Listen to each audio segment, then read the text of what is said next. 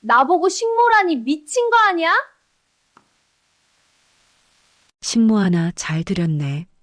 그 말이 끝나자마자 나는 가스불을 껐습니다. 그리고 캐리어를 꺼냈습니다. 다음 날 아침 시댁에서 전화가 50통이 왔습니다. 어떤 여자의 하루가 끝나는 시간, 다른 여자의 지옥은 그제야 시작되곤 했어요. 오후 6시 반 소연은 식당 앞치마를 벗으며 가게 문을 나섰죠. 종일 불 앞에서 수백 명의 점심을 치러낸 발바닥이 타들어가는 것 같았지만 소연은 쉴 틈 없이 걸음을 재촉했어요. 남편 민호에게서는 종일 연락 한 통 없었거든요. 오늘 저녁을 집에서 먹는지 반찬은 뭐가 필요한지 물어도 대답 없는 스마트폰만 원망하며 배고픔을 참으며 집으로 향했어요. 엘리베이터에서 내려 현관문 앞에 선 소연은 그 자리에 얼어붙고 말았어요. 문 밖까지 넘쳐 흐르는 건 생전 처음 보는 낯선 신발들이었죠. 한두 켤레가 아니었어요. 등산화부터 화려한 큐빅이 박힌 구두까지 신발장 앞을 가득 메운 신발들은 마치 거대한 바리케이드처럼 소연의 앞길을 막아섰어요. 문을 열자마자 귀를 찢는 듯한 웃음소리가 거실을 뒤덮었죠. 아이고, 정래 씨, 집이 아주 대거리야. 올 때마다 이렇게 대접받으니 우리가 몸둘 바를 모르겠네. 그러게 말이에요. 정래 씨는 자식 복에 며느리 복까지 다 가졌어. 세상 부러울 게 없겠어. 시어머니 정래의 계모임 친구들이었어요. 소파 위에는 대여섯 명이 엉겨붙어 있었고 거실 바닥까지 시누이 수진과 시동생 동현 그리고 수진의 아이들까지 합쳐져 발 디딜 틈조차 없었죠. 정래는 소연이 들어온 것을 빤히 보고도 앉은 자리에서 까딱 손을 흔들며 말했어요. 너 이제 오니? 마침 잘 됐다. 우리 친구들이 배가 고프다는데 냉장고 좀 털어서 상 좀 차려봐라. 오늘 우리 집 급습 모임 하기로 했거든. 내가 너한테 말 안 했었나? 뭐 알았어도 달라질 건 없었겠지만 말이야. 정래는 태연하게 리모컨을 돌리며 소연을 투명 인간 취급했어요. 시누이 수지는 과일을 집어먹으며 주방 쪽을 턱으로 가리켰죠. 올케 언니, 얼른 들어가 봐요. 어머니 친구분들 귀한 분들이라 시장하시대요. 센스 있게 고기 좀 굽고 찌개도 좀 칼칼하게 끓여봐요. 우리 애들도 배고프다고 난리네. 시동생 동현은 거실 바닥에 대자로 뻗어 게임에만 열중할 뿐 퇴근한 형수에게 눈길 한 번 주지 않았어요. 소연은 가방을 꽉 쥔 채 안방으로 들어갔어요. 거울 속 자신의 모습은 처참했죠. 식당 일에 찌들어 눈 밑은 휑하고 머리카락에선 기름 냄새가 진동했어요. 하지만 소연에게는 씻을 자유조차 허락되지 않았어요. 서둘러 옷을 갈아입고 주방으로 나간 소연은 냉장고를 열고 절망했어요. 장을 봐오지 못한 탓에 재료가 턱없이 부족했거든요. 낮에 수진의 아이들이 다 먹어치웠는지 두부 반 모조리 사라졌고 남은 건 달걀 3개와 냉동실 구석에 박힌 삼겹살 2팩뿐이었어요. 소연은 머릿속으로 미친 듯이 계산기를 돌렸어요.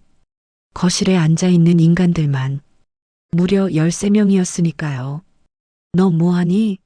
장 본 게 없으면 근처 마트라도 뛰어갔다 와야지. 멍하니 서 있으면 밥이 절로 나오니? 손님들 기다리시잖니. 정래의 날 선 호령이 주방까지 날아와 꽂혔어요. 소연은 입술을 짓씹으며 냉동 삼겹살을 꺼냈어요. 해동할 시간도 없이 프라이팬을 달구고 묵은지를 썰어 넣었죠. 멸치 육수를 내어 만두를 넣고 전골을 끓이고 남은 달걀 3개에 물을 잔뜩 섞어 양만 늘린 스크램블을 만들었어요.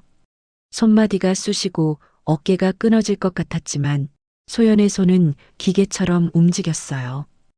그렇게 2시간이 흘렀어요. 소연의 이마에는 땀방울이 송골송골 맺혔고 허리는 끊어질 듯 비명을 질렀죠. 드디어 13명분의 상차림이 완성되자 거실에서 떠들던 사람들이 기다렸다는 듯 식탁으로 몰려왔어요. 어머나, 이것 좀 봐. 순식간에 진수성찬이네. 정래 씨 며느리 손이 보배야, 보배. 냄새 좋다. 역시 고기가 있어야 상이 살지. 올케 언니, 여기 물 좀 가져다 줘요. 수지는 고맙다는 말 대신 물 심부름부터 시켰어요. 소연은 대답할 기운도 없이 정수기에서 물을 받아 날랐죠. 사람들이 개걸스럽게 음식을 비워내는 동안 소연은 싱크대 앞에 서서 산더미처럼 쌓인 조리 도구들을 닦기 시작했어요. 소연의 배에서는 꼬르륵 소리가 났지만 그들 중 누구도 소연에게 같이 먹자는 말을 건네지 않았어요. 아니, 소연도 배고픈 인간이라는 사실조차 잊은 듯 했죠. 그때였어요. 소연의 귀를 의심케 하는 대화가 들려온 건요. 정래 씨, 며느리가 이렇게 고분고분하게 일 잘하는데 힘들지 않아? 요새 젊은 애들은 시어머니가 손님 데려오면 질색한다던데. 질문에 정래는 입가에 묻은 기름기를 닦아내며 가당치도 않다는 듯 콧방귀를 뀌었어요. 아이고, 말도 마세요. 얘는 내가 시키는 대로 안 하면 갈 데가 없는 애예요. 내가 걷어주지 않았으면 어디서 이런 대접을 받겠어? 보시다시피 우리 집 식무 하나는 정말 기가 막히게 잘 들였잖아요. 돈 한 푼 안 들이고 쓰는 식모치고는 쓸만하죠? 순간 거실에는 까르르 하는 천박한 웃음소리가 터져 나왔어요. 정래의 친구들은 맞장구를 치며 소연을 향해 비릿한 시선을 던졌죠. 하긴 요즘 세상에 이런 식무가 어디 있어. 정래 씨가 복이 많네. 소연의 손이 멈췄어요. 수도꼭지에서 콸콸 쏟아지던 물소리가 비명처럼 들렸죠. 식모. 그 2글자가 소연의 심장을 갈기갈기 찢어 놓았어요. 지난 5년 동안 소연이 이 집에서 보낸 시간들이 주마등처럼 스쳐 지나갔어요. 명절이면 수십 인분의 전을 부치고 시댁 식구들 생일마다 호텔 뷔페 부럽지 않게 상을 차려내고 식당에서 벌어온 돈까지 시어머니 용돈으로 바쳤던 그 세월들이 말이에요. 소연은 천천히 고개를 들어 거울에 비친 자신의 모습을 보았어요. 앞치마는 국물이 튀어 지저분했고 얼굴은 땀과 기름으로 범벅이 되어 있었죠. 정래의 말대로 소연은 이 집의 며느리가 아니라 자존심도 감정도 없는 식모에 불과했어요. 올케 언니, 여기 고기 좀 더 구워와요. 먹다 끊기면 맛없잖아. 친구들이 수저를 들면서 감탄했어요. 정래는 흐뭇한 얼굴로 고개를 끄덕였죠. 소연은 주방에 서서 설거지 물을 받았어요. 아이고, 삼겹살이 정말 맛있다. 어쩜 이렇게 구워놨어. 묵은지도 딱 알맞게 익었네요. 집에서 이렇게 먹기 쉽지 않죠. 친구들의 칭찬이 주방까지 들려왔어요. 그때 정래의 목소리가 또렷하게 들렸어요. 어우, 당연하죠. 우리 집 식모 하나 잘 들였으니까요. 웃음소리가 터졌어요. 친구들이 깔깔 웃었죠. 소연의 손이 멈췄어요. 설거지 물이 계속 흘렀지만 소연은 움직이지 않았어요. 소연은 손을 천천히 들어서 수도꼭지를 잠갔어요. 물 흐르는 소리가 딱 멈추면서 거실 웃음소리만 남았어요. 소연은 앞치마 끈을 매만지면서 물끄러미 창밖을 바라봤어요. 5해였어요. 이 집 주방에서 보낸 시간이 딱 5해였죠. 거실의 술판은 식사가 끝났는데도 도무지 끝날 기미가 보이지 않았어요. 오히려 정래가 박수를 짝 치더니 목소리를 높였죠. 자자, 이제 본격적으로 술 한 잔씩 해야지. 오늘 회포 풀려고 모인 거 아니겠어? 친구들이 기다렸다는 듯 환호성을 질렀고 거실은 순식간에 시끄러운 선술집으로 변해버렸어요. 소연은 산더미처럼 쌓인 그릇들을 보며 한숨을 내쉬었지만 설거지를 시작하기도 전에 시동생 동현이 주방을 향해 턱짓을 하며 소리를 질렀어요. 형수, 냉장고에 소주 있는 거 다 꺼내와 봐요. 시원한 걸로 부탁하는 말투도 아니었어요. 그저 당연하게 부려먹는 아랫사람 대하듯 툭 던지는 명령이었죠. 소연은 마른 침을 삼키며 냉장고 문을 열었어요. 차갑게 식은 소주 4병이 전부였죠. 4병밖에 없는데요. 소연의 말에 동현은 귀찮다는 듯 스마트폰을 흔들며 대꾸했어요. 모자라면 편의점에서 더 시키면 되죠. 형수, 배달 앱 좀 돌려봐요. 소연이 기가 차서 물었어요. 지금 배달시키면 배달비 붙는 거 아시죠? 그러자 동현은 당연하다는 듯 냉장고에 붙은 남편 민호의 비상용 카드를 가리켰어요. 형 카드 저기 있잖아요. 형 돈으로 시키는데 뭐가 문제예요? 얼른요. 흐름 끊기기 전에. 소연은 동현의 뻔뻔한 얼굴을 잠시 바라보았어요. 제 형이 피땀 흘려번 돈을 마치 제 주머니 쌈짓돈 쓰듯 하는 꼴이 가관이었지만 여기서 입을 떼봤자 돌아올 건 정례의 불호령뿐이라는 걸 소연은 너무 잘 알고 있었죠. 소연은 입을 닫고 스마트폰을 들었어요. 소주가 배달되는 동안 거실의 수다는 점입가경이었어요. 정례의 친구 하나가 소연의 뒷모습을 힐끔거리며 입을 뗐죠. 아까부터 봤는데 정례 씨네 며느리는 군말 없이 참 살림을 잘하네. 요즘 젊은 애들은 이런 거 시키면 바로 이혼하자고 난리일 텐데 정례는 훈장이라도 탄 듯 어깨를 으쓱하며 술잔을 비웠어요. 말도 마요. 내가 사람 보는 눈 하나는 기가 막히잖아. 얘는 내가 시키는 대로 안 하면 갈 데가 없는 애라니까. 그러게 정례 씨가 복이 많아. 요즘 누가 시어머니 모시고 살면서 이런 수발을 다 들어? 우리 며느리는 명절에 음식도 사오는데 여긴 직접 다 하니 얼마나 좋아. 저런 복덩이 며느리. 다시는 못 구하니까 꽉 잡아둬요. 꽉 잡아두라는 그 말이 소연의 귓가에 비수처럼 꽂혔어요. 잡아두다니요. 소연이 무슨 집 지키는 게라도 되는 건가요? 5년 내내 이 집의 모든 뒤처리를 도맡아온 소연에게 돌아오는 건 고맙다는 말 한마디가 아니라 도망 못 가게 잘 감시하라는 조롱 섞인 충고뿐이었어요. 그때 신우이 수진이 주방문을 벌컥 열고 고개를 들이밀었어요. 올케 언니, 애들 간식 좀 줘요. 배고프다고 징징대네. 소연이 고무장갑을 낀 채 돌아보며 말했어요. 지금 설거지 중이라 손이 부족한데 거실 탁자에 과자 있으니 가져가면 안 될까요? 수진의 미간이 단번에 찌푸려졌어요. 아니, 잠깐 꺼내주는 게 뭐가 그렇게 힘들어서 그래요? 손님들 계시는데 내가 왔다 갔다 하면 보기 안 좋잖아요. 얼른 과자 좀 꺼내줘요. 소연은 결국 젖은 손을 행주에 대충 닦고 찬장을 뒤져 과자 봉지를 건넸어요. 수지는 고맙다는 말 한마디 없이 과자를 낚아채듯 받아들더니 다시 말을 덧붙였죠. 애들 마실 주스도 시원한 걸로 컵에 따라줘요. 쏟지 않게 빨대 꽂아서. 소연은 로봇처럼 주스를 따라 건넸고 수지는 만족스러운 듯 다시 거실의 웃음소리 속으로 사라졌어요. 주방 안에는 다시 차가운 물소리와 그릇 부딪히는 소리만 남았죠.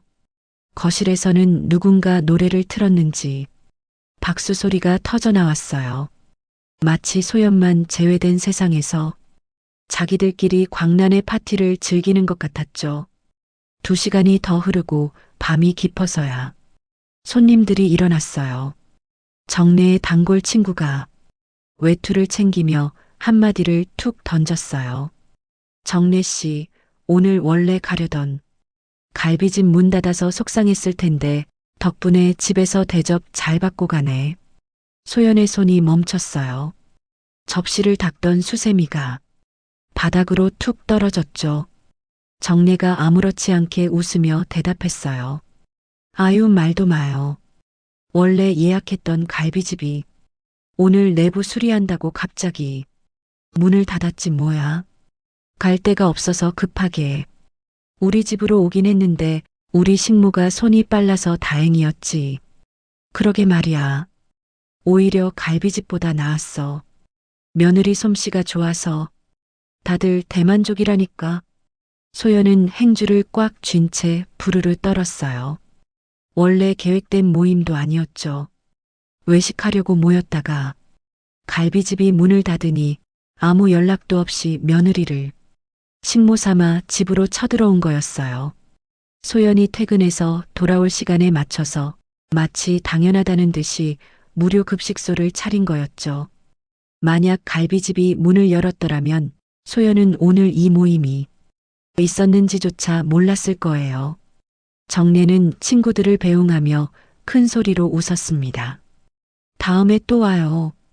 우리 집은 언제든지 열려 있으니까. 언제든지. 그 말은 소연에게 선전포고처럼 들렸어요. 언제든 내 노동력을 무료로 쓰겠다는 선언이었죠.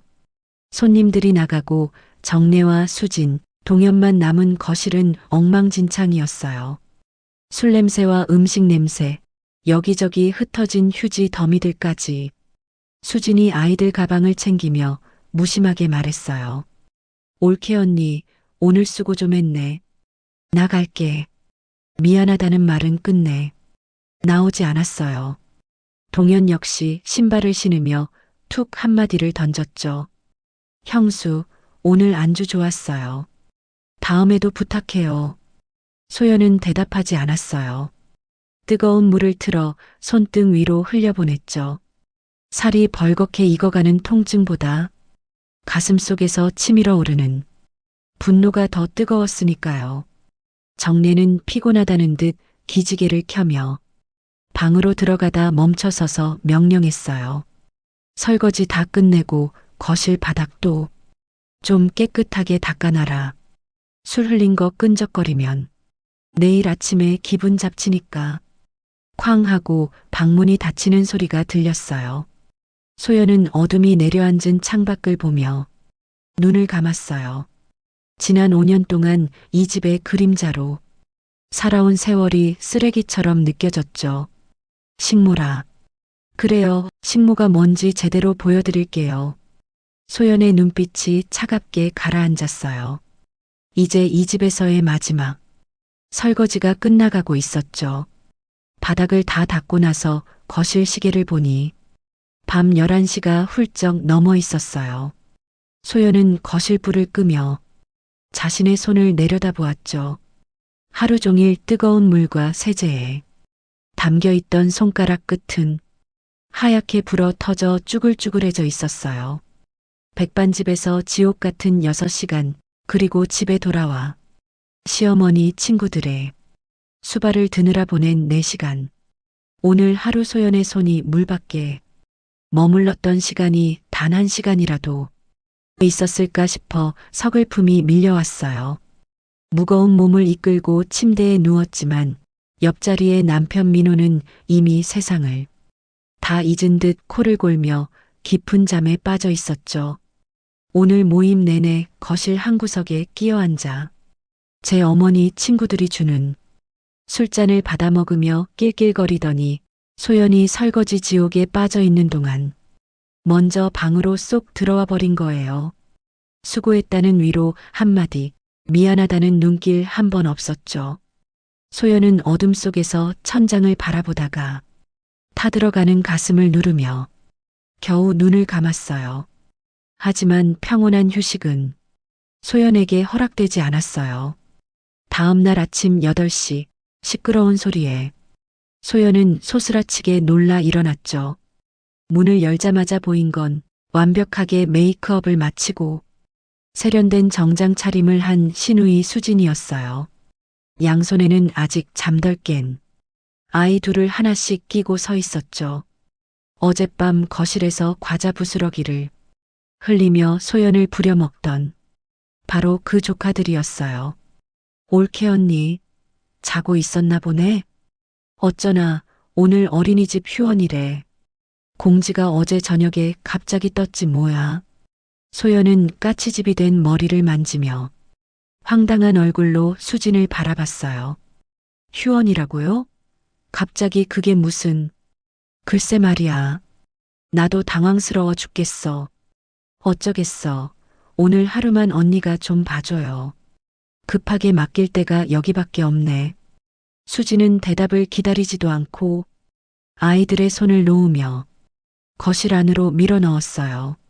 3살짜리 작은 애는 신발도 대충 벗어 던진 채 거실로 뛰어 들어갔죠. 소연이 다급하게 수진의 팔을 붙잡으며 말했어요. 잠깐만요, 아가씨. 저 오늘 오전에 백반집 알바 가야 해요. 10시 반까지는 나가야 한다고요. 수지는 귀찮다는 듯 명품 시계를 힐끔 보더니 태연하게 대꾸했어요. 어머, 아직 2시간이나 남았네. 그때까지만 좀 봐줘요. 내가 점심 전에는 어떻게든 데리러 올 테니까. 점심 전이라는 말이 12시인지 1시인지 구체적인 약속도 없었어요. 수지는 이미 돌아서서 엘리베이터 버튼을 미친 듯이 누르고 있었죠. 아가씨, 나 10시 반에 안 나가면 사장님한테 잘린단 말이에요. 이미 이번 달에 어머니 일 때문에 2번이나 빠졌단 말이에요. 소연의 절규 섞인 외침에도 수지는 엘리베이터 안으로 쏙 들어가며 손을 흔들었어요. 올케 언니, 나도 오늘 팀 회의라. 지각하면 큰일 나요. 우리 팀장님한테 오늘 언니가 애들 봐주기로 했다고 이미 다 말해뒀단 말이야. 그러니까 언니가 좀 희생해줘요. 가족끼리 이 정도도 못 도와줘? 문이 닫히기 직전 수진이 덧붙인 말은 소연의 가슴에 대못을 박았어요. 아, 애들 밥은 입 짧으니까 억지로 먹이지 말고 큰애는 알레르기 있으니까 꼭 보리차만 줘요. 이따 봐. 철컥 엘리베이터 문이 닫히고 복도에는 정막만 남았어요. 소연은 열린 현관문 앞에 망연자실하게 서 있었죠.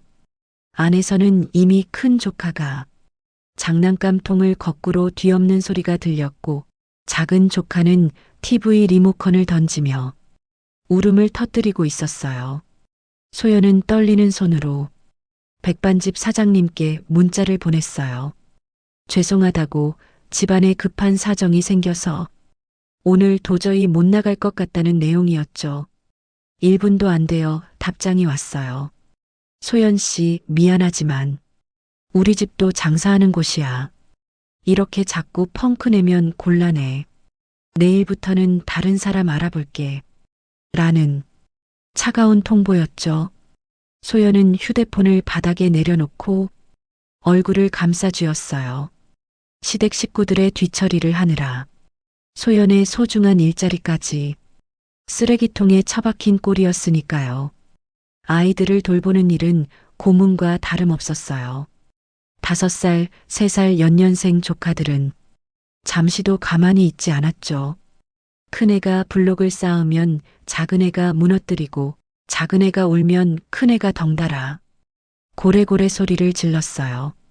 소연은 퀭한 눈으로 아이들 사이를 오가며 간식을 챙기고 어지럽혀진 거실을 치웠죠.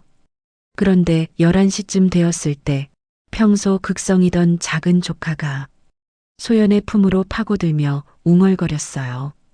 아이의 몸이 심상치 않게 뜨거웠죠. 깜짝 놀라 체온계를 가져와 재보니 38.5도였어요. 소연은 심장이 덜컥 내려앉아 수진에게 전화를 걸었어요. 하지만 신호음만 갈 뿐 수진은 전화를 받지 않았죠.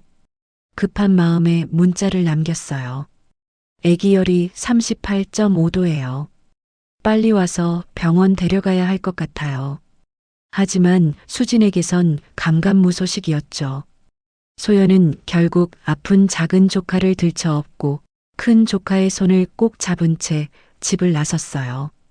뙤약볕 아래서 아이 둘을 데리고 소아과까지 걷는 길은 멀고도 험했어요.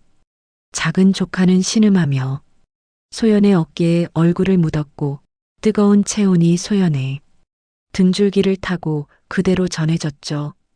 병원 대기실에서 한참을 기다리고 나서야 수진에게서 답장이 왔어요. 나 지금 중요한 회의 중이라 전화 못 받아. 열나면 해열제 먹이면 되잖아. 올케 언니가 병원 좀 대신 가줘. 나 진짜 지금 빠지면 팀장한테 죽어. 미안하다는 말도 고생한다는 말도 없었어요.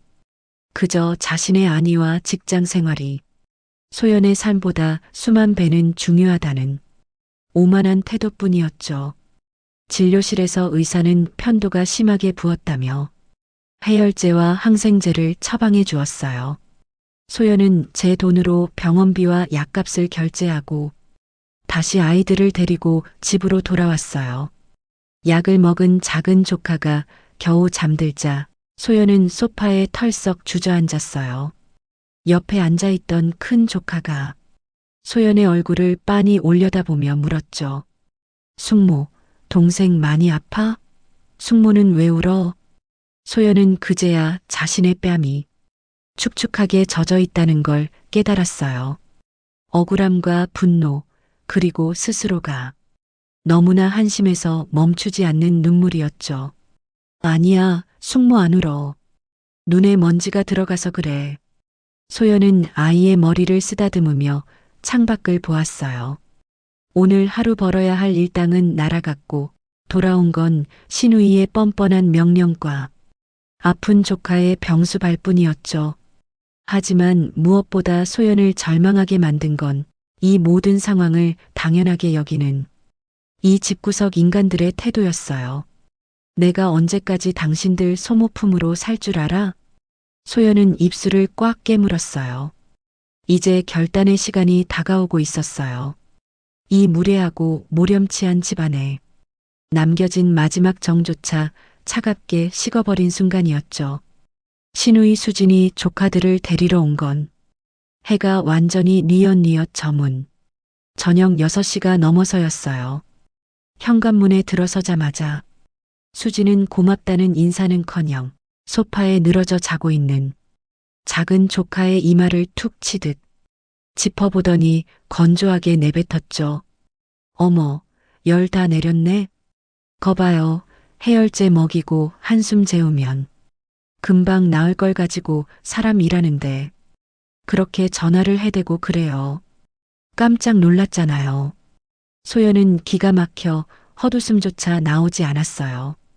오늘 하루 날려버린 알바비, 제 카드로 긁은 병원비와 약값에 대해서는 단 한마디도 묻지 않았죠. 수지는 아이들 가방을 챙기며 마치 당연한 권리를 누린 사람처럼 당당하게 신발을 신었어요. 올케 언니, 애들 오늘 간식 뭐 먹였어요? 큰애 입가에 초코 묻어있네. 내가 단 거 먹이지 말라고 했잖아. 하여간 애들 보는 센스는 좀 부족하시다니까. 나 갈게요. 쾅 하고 문이 닫히고 나서야 집안에 지독한 적막이 찾아왔어요.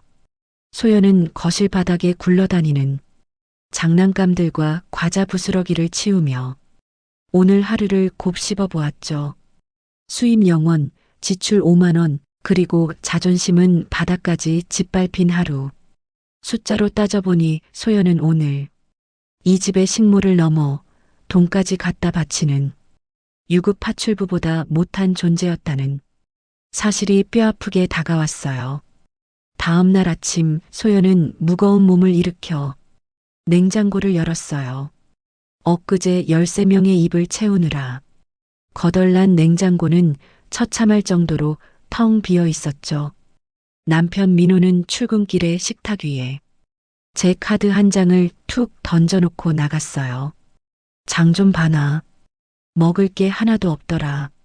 라는 짧은 문자 한 통과 함께요. 그 카드가 있으면 집안 살림이 마법처럼 자동으로 굴러가는 줄 아는 무책임한 남자였죠. 소연은 한숨을 내쉬며 장바구니를 챙겨 마트로 향했어요.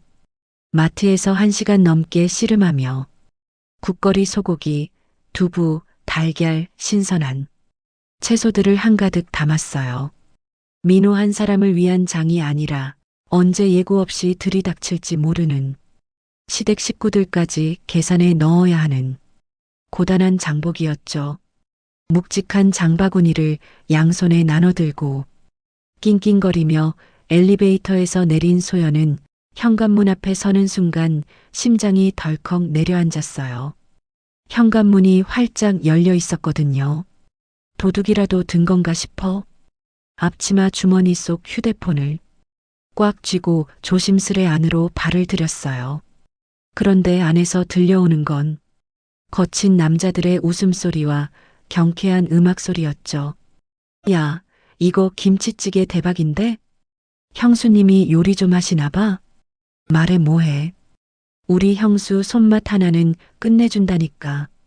야, 맥주 더 가져와. 거실에는 시동생 동현이 소연은 난생 처음 보는 낯선 남자들과 소파에 대자로 뻗어 앉아 있었어요. 탁자 위에는 맥주캔이 5개 굴러다니고 있었고 가스레인지 위에는 소연이 어제 식구들 먹이려고 정성껏 끓여둔 김치찌개 냄비가 펄펄 끓고 있었죠. 동현은 장바구니를 들고 서 있는 소연을 발견하고는 아주 반갑다는 듯 손을 흔들었어요. 형수 왔어요? 장 푸짐하게 봐오셨네. 마침 안주 모자랐는데 잘됐다. 소연은 장바구니를 든 손에 너무 힘을 준 나머지 손등에 핏줄이 붉어져 나왔어요. 도련님, 이 사람들 누구예요? 우리 집에 왜 마음대로 들어와 있어요? 동현은 별일 아니라는 듯 친구의 어깨를 툭 치며 웃어넘겼어요. 제 친구들이요. 근처 지나가다가 목 좀 축이려고 들렀죠. 형수, 인사해요. 내 고등학교 동창들이야.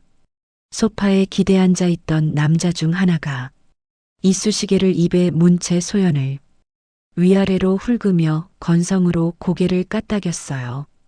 소연은 떨리는 목소리로 다시 물었죠. 지금 남의 집 거실에서 뭐 하시는 거예요? 허락도 없이 찌개는 왜 데워 먹고 맥주는 또 어디서 났어요? 동현은 소연의 반응이 유난스럽다는 듯 피식 웃으며 맥주를 들이켰어요. 형수, 왜 이렇게 까칠해요? 형 집에 친구 좀 데려올 수 있지. 냉장고에 맥주가 넘쳐나길래 좀 마셨어요. 어머니가 형수 솜씨 좋다고 자랑을 하도 하셔서 애들 맛 좀 보여준 건데 그게 그렇게 잘못된 거예요? 형집. 소연은 그 단어가 귀를 찢는 듯한 통증으로 다가왔어요. 도련님, 집에 어떻게 들어왔어요? 비밀번호는 또 어떻게 알았고요? 어머니가 알려주셨는데요. 단톡방에 다 공지하셨잖아요. 형수도 있는 단톡방인데 왜 물어요? 소연은 급히 휴대폰을 꺼내 가족 단톡방을 확인했어요. 사흘 전 시어머니 정례가 올린 메시지가 선명하게 찍혀 있었죠. 얘들아, 민호네 집 비밀번호 7412로 바꿨다니까 참고해라. 언제든 편하게 들락날락하라고. 소연은 눈앞이 아찔해졌어요. 집주인인 자신에게 묻지도 않고 시어머니가 멋대로 비밀번호를 자식들에게 공유한 거였어요. 소연은 이 집의 안주인이 아니라 비밀번호조차 마음대로 지키지 못하는 관리인에 불과했던 거예요. 동현은 기세를 몰아 소연에게 장바구니를 내밀며 덧붙였어요. 형수, 고기 사왔으면 그것 좀 구워봐요. 친구들이 형수 요리 솜씨 기대 많이 하고 왔거든. 센스 있게 상 좀 다시 차려봐요. 소연은 바닥에 장바구니를 내팽개치듯 내려놓았어요. 툭 떨어진 달걀 몇 알이 깨지는 소리가 났지만 상관없었죠. 소연은 가스레인지로 걸어가 찌개 불을 거칠게 껐어요. 그리고 탁자 위에 놓인 맥주 캔들을 쟁반에 쓸어 담았죠. 도련님, 그리고 여기 계신 분들, 지금 당장 나가세요. 소연의 서늘한 목소리에 거실의 공기가 순식간에 얼어붙었어요. 동현은 당황한 듯 소파에서 일어나 소리를 높였죠. 형수, 친구들 앞에서 이게 무슨 무례한 짓이에요? 어머니가 괜찮다고 하셨다니까. 어머님은 이 집의 전세금을 보태준 적도 월세를 낸 적도 없는 분이에요. 이 집의 권리는 나와 내 남편에게 있지 시댁 식구들에게 있는 게 아니라고요. 더 이상 말 섞기 싫으니까 당장 내 집에서 나가요. 동현은 친구들 눈치를 보며 얼굴이 불그락푸르락해졌어요. 진짜 미쳤나 봐. 형한테 다 말할 줄 알아. 라고 소리를 지르며 친구들을 데리고 황급히 문을 나섰죠. 쾅 하고 문이 닫힌 뒤 소연은 주방 의자에 주저앉아 거칠게 숨을 몰아쉬었어요. 휴대폰 화면에는 여전히 정례가 멋대로 공유한 비밀번호 4자리가 빛나고 있었죠. 소연은 이제 깨달았어요. 단순히 비밀번호를 바꾼다고 해결될 문제가 아니라는 것을요. 이 집의 문은 이미 정례와 그 자식들에 의해 활짝 열려 있었고 소연이 이 집에 머무는 한 그들은 언제든 소연의 삶을 짓밟고 들어올 것이 뻔했으니까요. 7412. 그래요, 어머니. 다들 마음껏 들락날락하세요. 이제 곧 이 집에 아무도 없게 될 테니까. 소연은 떨리는 손을 진정시키며 단톡방을 나갔어요. 그리고 안방 깊숙한 곳에 숨겨두었던 통장과 인감, 그리고 지난 5년 동안 몰래 모아두었던 이 집안의 부조리한 증거들을 하나둘씩 챙기기 시작했어요. 이제 식모의 사표는 수리될 준비가 끝났습니다. 도련님이 휩쓸고 나간 자리에 소연은 한동안 넋을 놓고 앉아 있었어요. 거실 탁자 위에는 마시다만 맥주캔 4개가 흉측하게 나뒹굴었고 소파 쿠션은 누군가 신발을 신은 채 발을 올렸는지 흙먼지가 묻어 삐뚤어져 있었죠. 소연은 걸레를 가져와 그 흔적들을 닦아내며 몇 번이고 마른 침을 삼켰어요. 지금 당장 누군가에게 소리를 지르고 싶었지만 정작 화풀이할 대상은 이 집에 단 한 명도 없었으니까요. 남편 민호가 퇴근한 건 밤 8시가 넘어서였어요.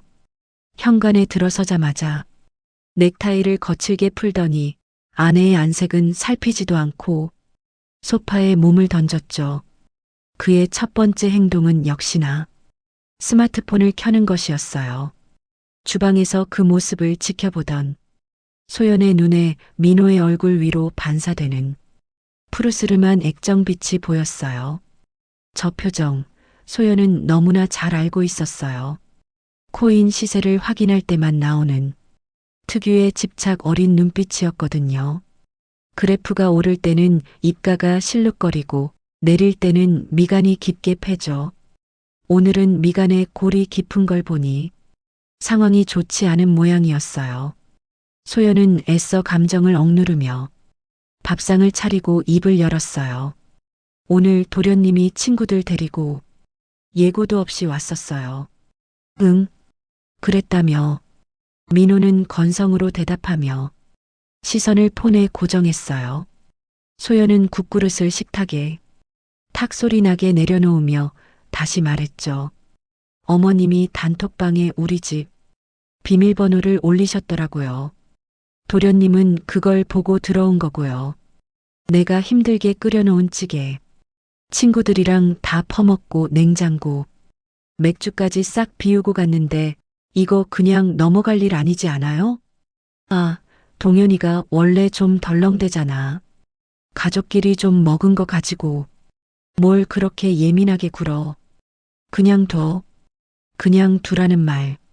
그 무책임한 3글자가 소연의 가슴에 불을 질렀어요. 소연은 숟가락을 식탁에 놓으며 민호의 맞은편에 정식으로 앉았어요.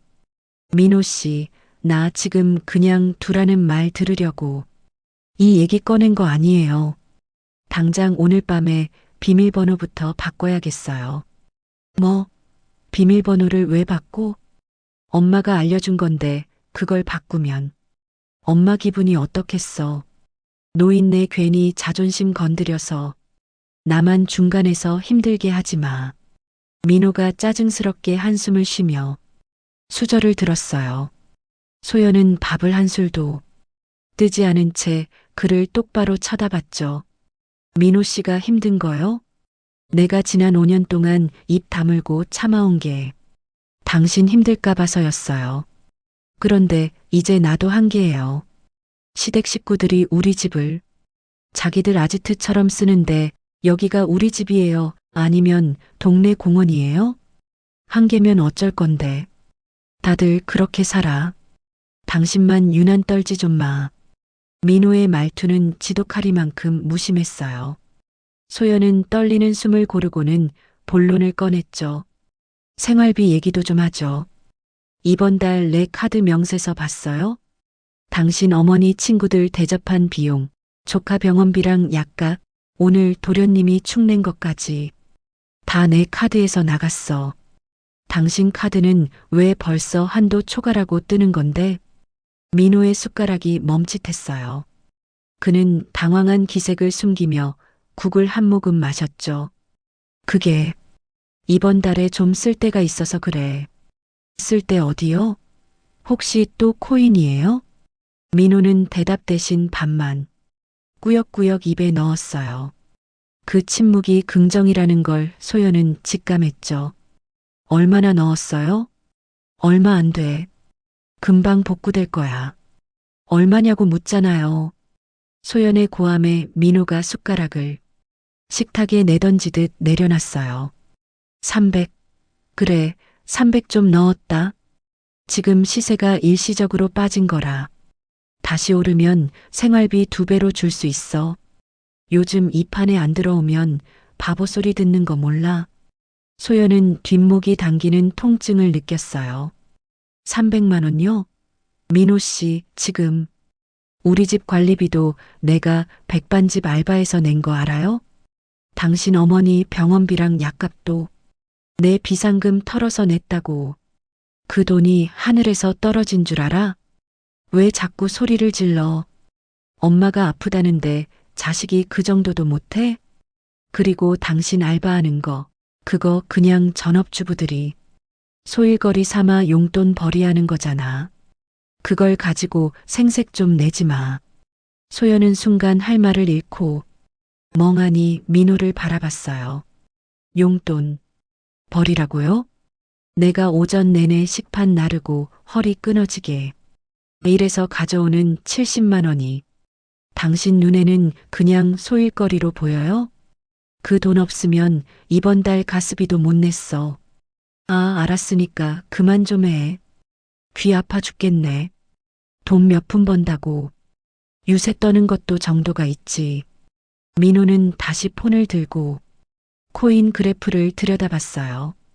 소연은 차갑게 식은 밥그릇을 내려다보다가 마지막 확인을 위해 입을 뗐죠. 민호 씨, 혹시 전세 보증금에는 손 안 댔지? 민호의 어깨가 미세하게 움찔거렸어요.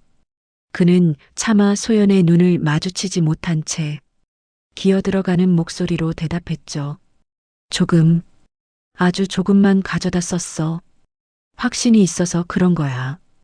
금방 채워 넣을게. 그 조금이라는 말이 소연의 모든 기대를 무너뜨렸어요. 그 돈은 소연이 결혼 전부터 밤잠 줄여가며 모은 피 같은 돈이었고 이 집의 마지막 생명선이었으니까요. 소연은 아무 말 없이 자리에서 일어났어요. 먹다 남은 밥을 싱크대에 쏟아버리고 물을 틀어 흘려보냈죠. 민호는 거실에서 다시 코인 시세를 보며 환희와 절망을 오가고 있었어요. 소연은 수도꼭지를 잠그며 결심했어요. 이 집에서 소연이 지켜야 할 것은 더 이상 가정도 남편도 아니라는 것을요. 소연만 잃어가는 이 구조를 박살내지 않으면 결국 남는 건 껍데기뿐인 인생일 테니까요. 그래요, 민호 씨. 마음껏 코인하세요. 보증금도 다 날려보시고요. 소연의 눈동자가 서늘하게 빛났어요. 분노는 이제 차가운 이성이 되어 소연의 다음 행보를 결정하고 있었죠. 전세 보증금에 손을 댔다는 민호의 고백 이후 집안의 공기는 숨막힐 듯 무거워졌어요. 민호는 나중에 얘기하자며 도망치듯 안방으로 들어가 버렸고 소연은 홀로 거실에 앉아 떨리는 손으로 통장 앱을 열었죠. 공동명의 통장의 숫자는 처참했어요. 결혼 전부터 소연이 밤잠 줄여가며 모은 돈, 그리고 5년 동안 백반집에서 식판을 날라보태온 피 같은 돈이 코인이라는 도박판에 쓸려 내려가 있었죠. 정확히 얼마가 빠져나갔는지 확인하려다 소연은 휴대폰을 덮어버렸어요. 지금 그 끝을 확인하면 정말 심장이 터져버릴 것만 같았거든요. 다음 날 아침 소연은 멍하니 벽에 걸린 달력을 바라보았어요.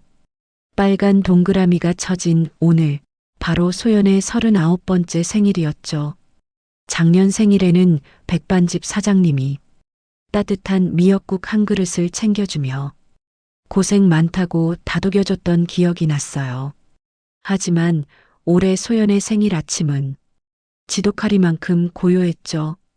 출근하는 민호는 평소와 다름없이 넥타이를 고쳐 매며 현관을 나섰어요. 생일 축하한다는 말은커녕 어제 보증금을 건드린 것에 대한 사과조차 없었죠. 소연은 그 뒷모습을 보며 굳이 오늘이 내 생일이라고 말하지 않았어요. 구걸하듯 받아내는 축하가 무슨 의미가 있을까 싶었으니까요. 오후 내내 소연은 기계적으로 집안을 정리했어요. 창문을 열어 환기를 시키고 어제 도련님이 친구들을 데려와 난장판을 만들어 놓은 자리를 닦아냈죠. 걸레질하며 소연은 다짐했어요. 오늘 저녁만큼은 나를 위해 보내겠다고요.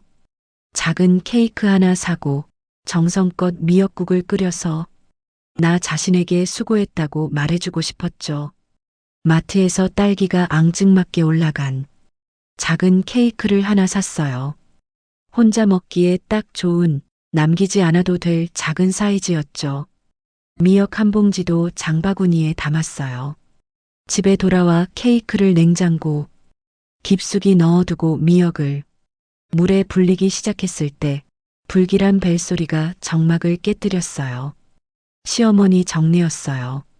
소연아, 너 지금 집에 있지? 오늘 저녁에 술상 좀 거창하게 차려놔라. 동현이 어제 못다한 회포를 풀겠다고 친구들 데리고 간다니까. 소연은 불어가는 미역을 내려다보며 목소리를 가다듬었어요. 어머님, 오늘은 제가 좀 피곤해서 어렵겠습니다. 밖에서 하시면 안 될까요? 그러자 정내의 목소리가 단번에 날카로워졌어요. 어렵긴 뭐가 어려워. 고기 좀 굽고 국물 하나 있으면 되는 거 아니냐? 너 아까 마트에서 장 보는 거 다 봤다. 마트 갈 기운은 있고 내 시댁 식구 대접할 기운은 없다는 거야? 정내가 어떻게 자신의 동선을 다 알고 있는지 소름이 끼쳤지만 소연은 차분하게 다시 거절했어요. 어머님, 오늘은 제 개인적인 사정이 있어서 정말 안 되겠습니다. 사정? 집구석에 붙어 있는 내가 무슨 사정이 있어? 돈 한 푼 안 들이고 쓰는 식모가 시키면 예하고 할 것이지 어디서 토를 달아? 6시까지 갈 테니까 상 다 차려놔라. 늦으면 알아서 해. 일방적으로 끊긴 전화기 너머로 뚜마이너스 하는 소리만 들려왔어요. 소연은 싱크대를 꽉 쥔 채 고개를 숙였어요. 나를 위해 불려두었던 미역은 이제 도련님 친구들의 안주를 위한 국거리로 전락해야 했죠. 소연은 눈물을 삼키며 냄비를 꺼냈어요. 자신의 생일상을 차리려던 손으로 남의 잔치상을 차려야 하는 이 처참한 현실이 소연의 심장을 갈기갈기 찢어 놓았죠. 6시가 되자마자 도련님이 친구 셋을 데리고 들이닥쳤어요. 어제 소연을 투명 인간 취급하던 그 무례한 인간들이었죠. 정례는 거실 상석에 떡하니 앉아 거드름을 피우며 말했어요. 얘들아, 오늘 마음껏 마셔라. 내가 며느리 시켜서 안주 아주 푸짐하게 준비하라고 했으니까. 우리 집 며느리가 요리 하나는 식모 뺨치게 잘하거든. 자신이 차린 것처럼 생색을 내는 정례의 말에 소연은 입술을 짓씹으며 주방에서 불판을 달궜어요.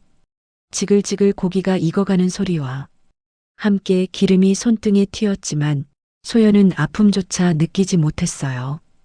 마음속의 상처가 훨씬 더 깊었으니까요. 거실에서는 술잔 부딪히는 소리와 천박한 웃음소리가 끊이지 않았어요. 퇴근하고 들른 신우이 수진까지 합세해 소연의 거실은 아수라장이 되었죠. 수진은 맥주를 들이키며 소연 쪽을 힐끔 보더니 한마디 던졌어요. 올케 언니, 냉장고에 딸기 케이크 들어있던데? 그거 누구 거예요? 애들 주게 이따가 꺼내봐요. 소연의 손이 파르르 떨렸어요. 제 거예요. 건드리지 마세요. 참나, 올케 언니 혼자 맛있는 거 숨겨놓고 먹으려고 그랬나 보네. 사람이 참 치사하게 시리. 어머니, 올케 언니가 케이크 숨겨놨대요. 수진의 비아냥의 정례가 혀를 차며 맞장구를 쳤어요. 하여간 저 여우 같은 게 뒤로 챙기는 건 1등이라니까. 그런 거 있으면 손님들 오셨을 때 내와야지. 혼자 처먹으려고. 소연은 아무 대답도 하지 않았어요. 그저 묵묵히 고기를 굽고 술상을 날랐죠. 오늘이 자신의 생일이라는 사실을 기억하는 사람은 이 집에 단 한 명도 없었어요. 남편 민호조차 퇴근하고 돌아와 그 술판에 끼어 앉아 고기 좀 더 가져와 봐 라고 소리를 지를 뿐이었죠. 밤 9시가 넘어서야 지옥 같은 술자리가 끝났어요. 손님들이 떠나고 정례와 수진은 거실을 돼지우리로 만들어 놓은 채 방으로 들어가 버렸죠. 민호는 술에 취해 옷도 안 벗고 침대에 대자로 뻗어버렸고요. 텅 빈 거실, 소연은 홀로 남아 기름기 가득한 그릇들을 치웠어요. 그리고 냉장고 구석에 있던 작은 딸기 케이크 상자를 꺼냈죠. 식탁 위에 올려진 케이크는 이미 사람들의 고기 냄새와 술 냄새에 절어 있는 것 같았어요. 소연은 초 하나를 꽂고 라이터로 불을 붙였어요. 어두운 거실, 작은 촛불 하나가 외롭게 타올랐어요. 축하 노래도 박수 소리도 없는 생일. 소연은 흔들리는 촛불을 보며 지난 5년의 세월을 떠올렸어요. 며느리라는 이름의 식모로, 아내라는 이름의 현금 인출기로 살아온 시간들. 생일 축하해, 소연아. 이제 이 짓도 오늘이 마지막이야. 소연은 눈을 감고 소원을 빌었어요. 그리고 차갑게 식어버린 입김으로 촛불을 껐죠. 어둠 속에 남은 연기가 가늘게 피어올랐어요. 소연은 케이크를 한 조각 잘라 입에 넣었지만 그 어떤 달콤함도 느껴지지 않았어요. 그저 쓴 모래알을 씹는 것 같았죠. 소연은 포크를 내려놓고 창밖의 어두운 하늘을 보았어요. 이 집에서 보내는 5번째이자 마지막 생일이었어요. 소연은 이제 더 이상 인내라는 이름에 지옥에 머물지 않기로 결심했어요. 내일 아침 해가 뜨면 소연이 차릴 밥상은 이 집구석의 몰락을 알리는 첫 번째 메뉴가 될 테니까요. 케이크를 반도 먹지 못했어요. 입안에서 맴도는 생크림은 달콤하기는커녕 비릿한 절망의 맛이 났죠. 소연은 남은 케이크에 랩을 씌워 냉장고 깊숙한 곳에 밀어 넣었어요. 먹고 싶어서가 아니라 오늘 이 집구석에서 소연이 제 돈으로 자신을 위해 산 유일한 증거물을 버리고 싶지 않았거든요. 지옥 같은 설거지는 자정이 넘어서야 시작됐어요. 시퍼렇게 멍든 손목을 돌려가며 고기 기름이 떡칠된 불판을 박박 문질렀죠. 뜨거운 물에 손이 불어 터져도 멈출 수가 없었어요. 여기서 멈추면 내일 아침 정내가 주방을 들여다보며 식모가 게을러 터져서 설거지도 안 해놨냐며 혀를 찰게 뻔했으니까요. 새벽 1시가 되었을 때야 마지막 그릇이 건조대 위에 올라갔어요. 소연은 콸콸 쏟아지는 수도꼭지 앞에 멍하니 서 있었죠. 차가운 물이 손등을 타고 내려가며 감각을 마비시켰지만 소연은 손을 떼지 않았어요.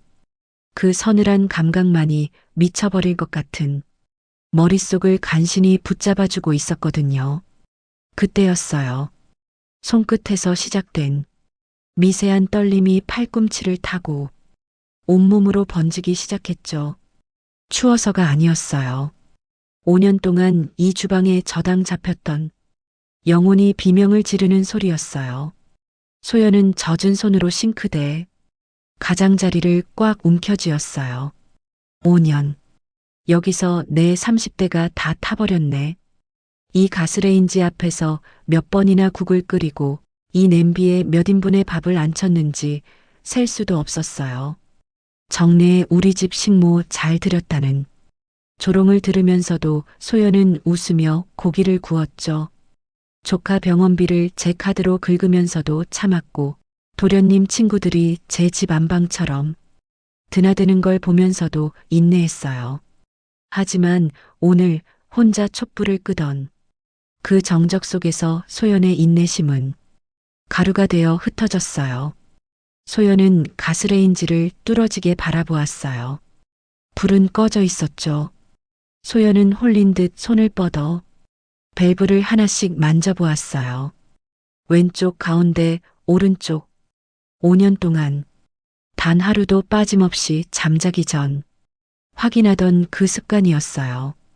혹시라도 불이 날까봐 가족들이 다칠까봐 강박적으로 확인하던 그 안전 밸브가 오늘따라 너무나 가증스럽게 보였죠. 소연은 밸브에서 손을 떼고 주방 불을 껐어요. 어둠 속에서 안방 문을 열자 민호의 규칙적인 콧꼬리 소리가 들려왔죠. 오늘이 아내의 생일이라는 걸 까맣게 잊은 채 보증금을 코인으로 날리고도 속 편히 잠든 남자의 얼굴. 소연은 그 얼굴을 차갑게 내려다본 뒤 침대 밑 구석에서 낡은 캐리어를 꺼냈어요. 결혼 전 자취방을 나올 때 들고 왔던 5년 동안 단 한 번도 열어보지 못했던 여행용 가방이었죠. 거실로 캐리어를 끌고 나온 소연은 소리 없이 지퍼를 열었어요.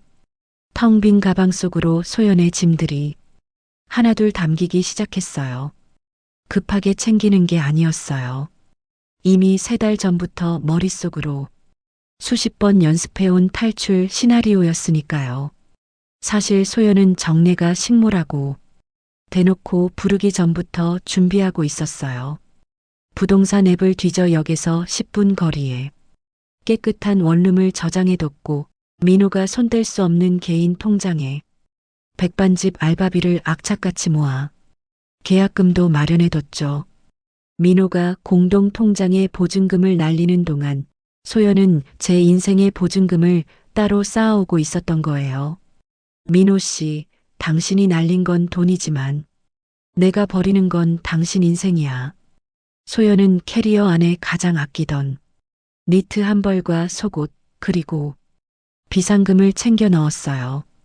안방에서는 여전히 태평한 콧구리 소리가 들려왔지만 소연의 심장은 그 어느 때보다 차분하게 뛰고 있었죠.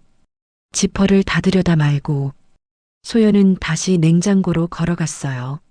랩에 쌓인 딸기 케이크를 꺼내 식탁 정중앙에 올려두었죠. 그리고 메모지 한 장을 꺼내 정갈하게 글씨를 적었어요. 내 생일 케이크예요. 어머님이랑 도련님이랑 맛있게 나눠 드세요. 아, 비밀번호는 제가 방금 바꿨으니까 들어오실 때 고생 좀 하실 거예요. 전세 계약 해지 서류는 법원에서 갈 테니 도장 찍을 준비나 하세요. 소연은 메모지를 케이크 위에 꽂아두고 휴대폰을 열어 공인중개사에게 문자를 보냈어요. 매물 계약하겠습니다. 내일 오전 중에 잔금 치르고 바로 입주할게요. 전송 버튼을 누르는 순간 가슴을 짓누르던 커다란 바위가 치워지는 기분이 들었어요. 소연은 세워둔 캐리어 옆에 앉아 창밖의 새벽 불빛을 바라보았어요. 5년 만에 처음으로 주방의 가스불이 아닌 자신의 가슴 속에 새로운 불꽃이 타오르는 게 느껴졌죠. 이제 곧 해가 뜰 거예요. 정래가 비밀번호를 누르며 문 앞에서 발광하고 민호가 텅 빈 집에서 케이크 조각이나 씹으며 후회할 그 아침이요. 하지만 소연은 그 아수라장을 뒤로 한 채 가장 눈부신 아침을 맞이하러 떠날 준비가 끝났습니다. 목요일 오전 10시 소연은 낯선 동네의 조용한 부동산 사무실 의자에 앉아 있었어요. 공인중개사가 정갈하게 인쇄된 임대차 계약서를 펼치면서 조항 하나하나를 꼼꼼하게 짚어주었죠. 소연은 그 목소리를 놓치지 않으려 귀를 기울이며 서명란에 자신의 이름 한소연 3글자를 또박또박 적어 내려갔어요. 5년 전 시어머니의 기세에 눌려 제 인감도장이 어디에 찍히는지도 모른 채 서명했던 그때와는 비교도 할 수 없을 만큼 단호하고 차분한 손놀림이었죠. 계약금 이체 확인됐고요. 입주는 다음 주 목요일 오전으로 확정해 드릴게요. 수고하셨습니다. 영수증을 챙겨 부동산 문을 나서는 순간 주머니 속 휴대폰이 미친 듯이 진동하기 시작했어요. 계약서를 작성하는 1시간 동안 무음으로 해두었던 화면 위로 붉은색 알림이 폭포수처럼 쏟아졌죠. 부재중 전화 총 50통. 시간을 확인해 보니 오전 8시부터 1분 간격으로 번갈아가며 걸려온 기록들이었어요. 시어머니 정래가 20통, 시누이 수진이 15통, 도련님 동현과 남편 민호가 나머지를 빽빽하게 채우고 있었죠. 소연이 새벽같이 짐을 싸서 집을 나선 지 불과 3시간 만에 벌어진 대소동이었어요. 문자 메시지함은 그야말로 아비규환이었어요. 정래는야, 너 지금 어디야? 전화를 왜 안 받아? 라며 불호령을 치고 있었고 시누이 수지는 올케 언니 오늘 어린이집 갑자기 조기 하원이라는데 나 회의 중이에요. 빨리 가서 애들 좀 데려와요. 라며 오타 섞인 비명을 지르고 있었죠. 소연은 그 난장판 같은 메시지들을 무표정하게 읽어 내려가며 근처 카페로 들어갔어요. 창가 자리에 앉아 김이 모락모락.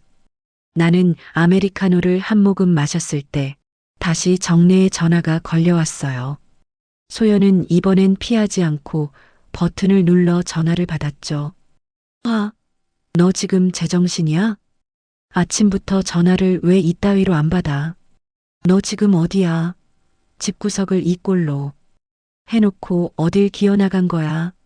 수화기 너머로 터져나오는 정래의 비명에 카페 손님들이 흠칫하며 소연을 힐끔거렸지만 소연은 평온하게 커피잔을 내려놓으며 대답했어요.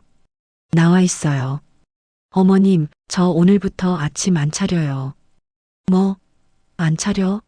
너 지금 시어머니 앞에서 그게 무슨 말버릇이야? 당장 들어와서 점심 준비해. 어머님, 저 방금 제 이름으로 원룸 계약 마쳤어요. 다음 주에 그 집에서 완전히 나갈 거예요. 도련님 친구들 밥은 어머님이 직접 차려주세요. 제가 5년 동안 무보수로 해드린 식모 노릇 오늘부로 사표 냈으니까요. 순간 정적이 흐르더니 정래의 거친 숨소리가 들려왔어요. 너 지금 진심으로 하는 소리야? 감히 시댁을 버리고 나가겠다고? 네가 나가면 이 집이 어떻게 돌아가는데? 네 남편 밥은 누가 차려주고 이 산더미 같은 집안일은 누가 다 하냐고. 어떻게 돌아가긴요? 어머님이 빨래하고 어머님이 설거지하고 어머님이 밥하시면 되죠. 5년 동안 제가 공짜로 해드린 거니까 이제 직접 해보세요. 전 더 이상 이 집의 유령으로 살지 않을 겁니다.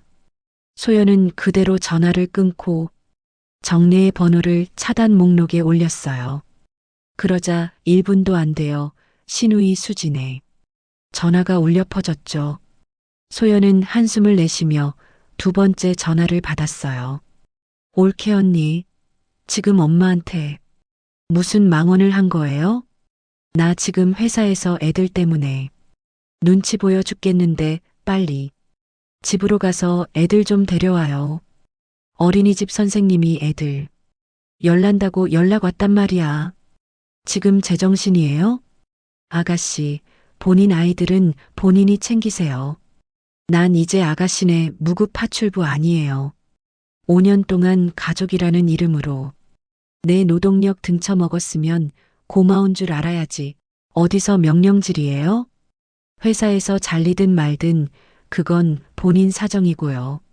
내가 알바 잘릴 땐 눈 하나 깜짝 안 하더니 본인 사정은 그렇게 급한가 보죠? 뭐라고요? 언니 진짜 미쳤어요? 가족끼리 어떻게 이래? 당장 안 와요? 가족? 식모라고 부를 땐 언제고 이제 와서 가족 타령이에요? 듣기 거북하니까 그 입 다물어요. 앞으로 나한테 애들 맡길 생각은 꿈에도 하지 마시고요. 소연은 수진의 번호도 차단해버렸어요. 뒤이어 도련님 동현에게서 형수님 장난치지 마시고 빨리 오세요. 제 친구들이 형수님 김치찌개 기다리고 있어요라는 기가 막힌 문자가 왔지만 소연은 코웃음을 치며 삭제해버렸죠. 마지막으로 남편 민호에게서 연락이 왔어요. 목소리가 잔뜩 기가 죽어 사시나무 떨듯 떨리고 있었죠. 여보, 엄마한테 들었어. 진짜 나갈 거야? 내가 잘못했어. 보증금은 내가 어떻게든 코인 복구해서 채워 넣을게. 응? 제발 돌아와서 얘기하자. 민호 씨, 보증금에서 빼간 내 돈은 변호사 통해서 정식으로 청구할 거니까 준비나 해둬요. 그리고 내 생일도 모르는 남자랑 무슨 부부 생활을 더 해? 당신은 그냥 평생 당신 엄마 치맛바람이랑 동생 수발이나 들면서 살아. 난 이제 내 인생 찾으러 갈 거니까. 민호가 뭐라 붙잡기도 전에 전화를 끊어버린 소연은 가방을 챙겨 자리에서 일어났어요. 저녁 무렵 남은 짐을 정리하러 집에 들렀을 때 거실은 이미 난장판이었죠. 정례는 소파에 주저앉아 뒷목을 잡고 앓는 소리를 내고 있었고 퇴근한 수지는 아픈 애들을 안고 거실 바닥에 퍼질러 앉아 우라통을 터뜨리고 있었어요. 주방 싱크대에는 점심때 도련님 친구들이 먹다 남긴 그릇들이 썩은 냄새를 풍기며 쌓여 있었죠. 너 진짜 독한 년이구나. 네가 사람이면 이럴 수 있어? 정례가 삿대질하며 달려들었지만 소연은 눈 하나 깜짝하지 않고 차갑게 대꾸했어요. 어머님, 제가 독한 게 아니라 어머님이 무능한 거예요. 며느리라는 이름의 식모 없으면 밥 한 끼 제때 못 차려 먹고 집구석 하나 건사 못하는 그 무능함, 이제 뼈저리게 느껴보세요. 전세 계약 해지 서류국 갈 테니까 이 집에서 나갈 준비나 하시고요. 민호 씨가 날려먹은 보증금 어머님이 내놓으셔야 할 테니까요.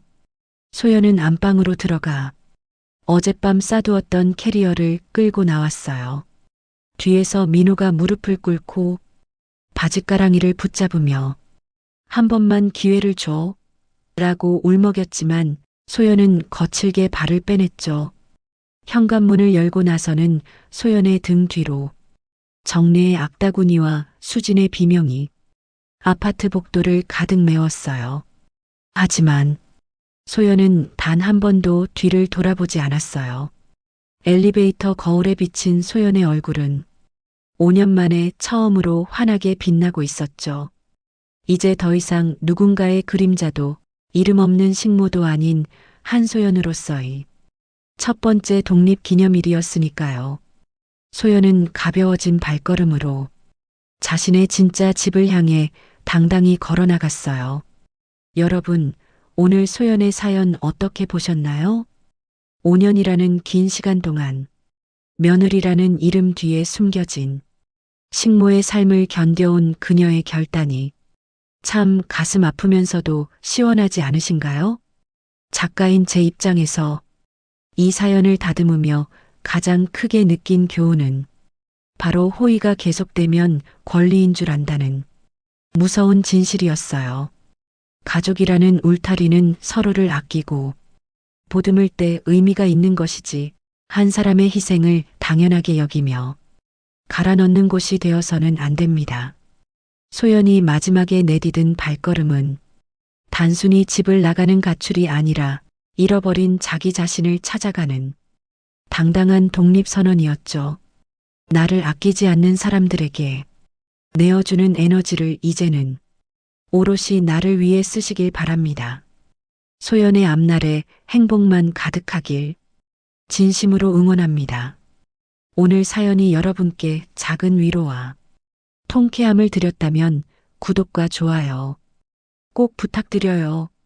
여러분이 소중한 댓글은 다음 사연을 준비하는 사연 숙력 캠프에 큰 힘이 됩니다.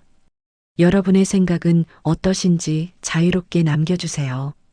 오늘도 행복하세요. 감사합니다.